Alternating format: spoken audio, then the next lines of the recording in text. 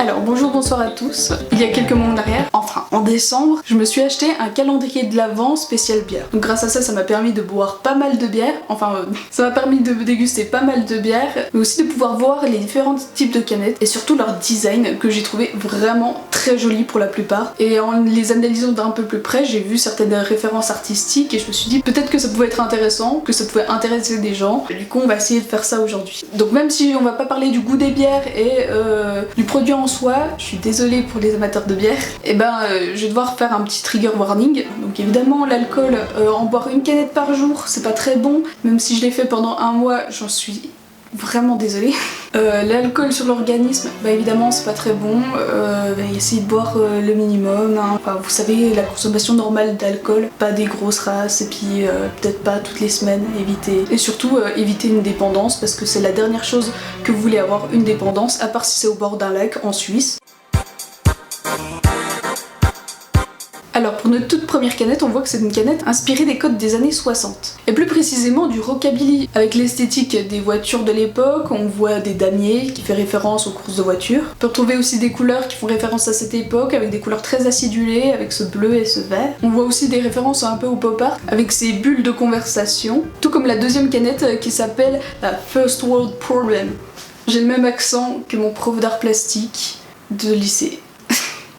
Et c'est horrible. Donc cette canette, elle embrasse totalement le style pop art, reprenant complètement les tableaux de Roy Lichtenstein. Les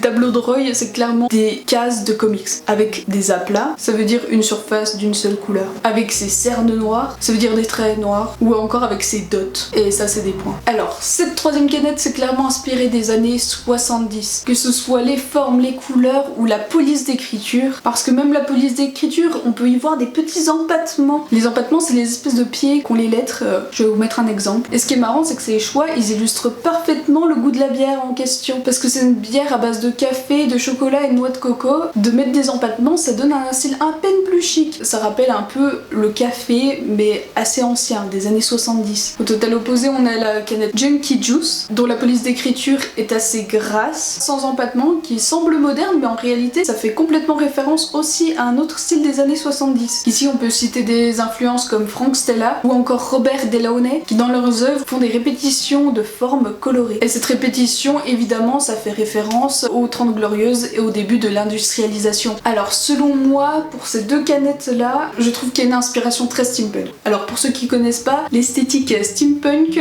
c'est clairement un mélange de futur et en même temps un peu d'ancienneté. En vrai ça reprend vraiment l'époque un peu victorienne avec des machines à vapeur ou des matières encore comme le cuivre ou le laiton. Et ici sur ces canettes on voit clairement des apparitions brillantes qui font penser un peu à ces matières de laiton et de cuivre, et les illustrations font aussi un peu victorienne je trouve, au niveau de l'écriture et au niveau de trois ornements. Composé uniquement de couleurs primaires, sur cette canette on y voit des formes très simples. Des pointillés, des carrés, des ronds, des traits. Tout cela nous rappelle un peu des dessins d'enfants quelque part, mais ça c'est vraiment si on veut vulgariser. Parce que tout ça, ça peut vraiment nous rappeler le travail de Descarrel, Appel avec les enfants interrogateurs, le travail de Mondrian, ou encore le travail de Paul Klee avec Légende du Nil, ou encore Juan Miro. Parce qu'on voit que dans leurs œuvres, ils utilisent les couleurs primaires, ils utilisent des formes très simples, et pourtant ça marche. Alors, si vous trouviez que la canette d'avant était très fouillie, je vous souhaite bon courage pour celle-là. Cette canette fourmille littéralement de détails. Il y a une ville, un homme avec une bière, des globes enflammés, des monstres, des flammes ou encore des éclairs, et tout ça réalisé avec des couleurs qui sont très flash. Tout ça illustré de cernes noires pour faire les contours des personnages et autres figures. Mais ce que je trouve particulièrement original, c'est qu'en fait, le design de la canette s'adapte avec la couleur de la canette elle-même. Vu qu'en dessous de la peinture, il y a la couleur de l'aluminium. Et du coup, la canette joue un peu avec ça. Avec des zones où du coup on utilise cette couleur-là comme si c'était une vraie couleur. Alors personnellement, moi ce design il me fait vraiment beaucoup penser au travail de Gilbert et Georges, on va le faire à la française, ça ira mieux, qui avait créé des vitraux avec des couleurs assez flashy et tout ça pour se moquer un peu de la religion. Pareil, fourmillant de détails et puis avec ces espèces de cernes noires et d'aplats de couleurs. D'ailleurs le design de cette canette me fait penser à une autre canette qui est celle de l'Autopode. Donc ici on retrouve aussi des aplats de couleurs, des contours noirs qui se fondent parfaitement avec l'arrière-plan qui lui aussi est noir et ça crée une sorte de clair-obscur. Alors pour ceux qui savent pas ce que c'est un clair-obscur, ce qu'on peut retrouver dans certains tableaux où le fond est noir et il y a une figure qui en sort et du coup il y a que certaines parties éclairées et c'est très théâtral comme mise en scène. Alors pour les canettes qui viennent, on va commencer du plus complexe au moins complexe. Du coup ça va aller très vite pour celles qui viennent. Alors on commence par la Fog You qui se compose d'un fond blanc et d'une illustration avec des hachures noires un peu aléatoires qui donnent un aspect très BD voire comics, tandis que le logo c'est un simple triangle jaune. Alors celle-ci elle a la même combinaison de couleurs que celle de juste avant. Ici toutes les inscriptions sont intégrées dans un cercle et il n'y a qu'une seule illustration, c'est une souris et elle s'inscrit dans ce cercle et il n'y a rien de plus. Alors cette canette de Brewdog elle se compose d'un camailleux d'orange. Et ici, c'est les écritures qui créent des illustrations en fonction de leur position sur la canette. Alors, cette canette, en plus de ce logo que je trouve particulièrement joli, avec ce S dans lequel on a intégré du houblon, parce qu'au cas où vous le savez pas, en fait la bière ça se compose de houblon. Et sinon pour le reste de la canette, elle est construite avec des bandes colorées. Ici aussi on retrouve les couleurs primaires, donc évidemment le jaune, le rouge, le bleu, et forcément ça fait penser à Mondrian. En général c'est tout ce qu'on peut dire que dès qu'on voit les couleurs primaires on fait tac, Mondrian. Alors ici sur un fond blanc on a des écritures très courtoises, quelques formes géométriques avec des dégradés de couleurs à l'intérieur et c'est tout. Et enfin un fond blanc avec des traits. Et alors, parce qu'en vrai, bah ça marche, le design il est efficace. Et comme le disait un certain mouvement artistique, less is more. Pour les moins anglophones, ça veut dire le moins c'est le plus et pas le J c'est le S. Alors oui, less is more c'est vrai, mais pas pour tout le monde. Mesdames et messieurs, le kitsch. Clairement un de mes mouvements préférés. Le kitsch c'est le mauvais goût, c'est le trop, c'est le dégoûtant, le dégoulinant. Et là on est en plein dedans. Je veux dire, regardez-moi cette canette. C'est littéralement des caniches avec des énormes yeux sur un fond bleu qui n'est vraiment pas le plus beau des bleus que vous ayez vu dans votre vie, avec plein d'os derrière. Ils sont même pas bien rangés ces os. Les chiens ils ont même des petits nœuds dans les cheveux et l'écriture c'est du rose bonbon. Mais en même temps, comment voulez-vous vendre une bière goût milkshake cranberry d'une autre manière qu'avec ce design là? Moi je trouve ça fantastique. J'adore cette canette. Et cette canette elle nous vient d'une brasserie française qui s'appelle La Débauche et ça j'en parlerai en fin de vidéo.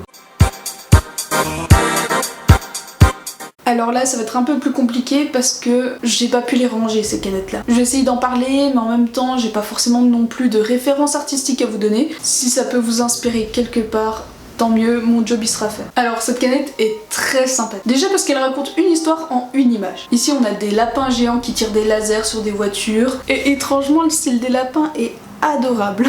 La police d'écriture utilisée est très carrée et ça fait vraiment penser au cyrillique. Alors cette canette elle est très mignonne, très douce. Ici on nous présente une personne encapuchonnée sous la neige et le fait qu'il n'y ait pas de contour sur le personnage, ça rend l'image beaucoup plus douce en fait. Et d'ailleurs l'arrière-plan, on peut deviner un paysage complètement neigeux avec seulement quelques nuances de blanc, de gris et de noir. Avec quelques bonnes nuances de couleurs, on peut réussir à transmettre une image complète. Ici avec simplement quelques nuances de couleurs, on voit directement un loup et une forêt de sapins. Comme quoi des fois l'illustration ça peut être très simple. Moi ce que je trouve le plus intéressant dans cette canette c'est la découpe de l'étiquette qui reprend des formes de montagne. C'est super intéressant, je trouve ça trop cool. J'aime bien celle-là aussi, elle fait très flat design en fait, avec ce dégradé de bleu et ces collines noires par dessus. Mais ce que je préfère sur cette étiquette c'est les étoiles qui en réalité sont des trous qui laissent apparaître l'alu de la canette.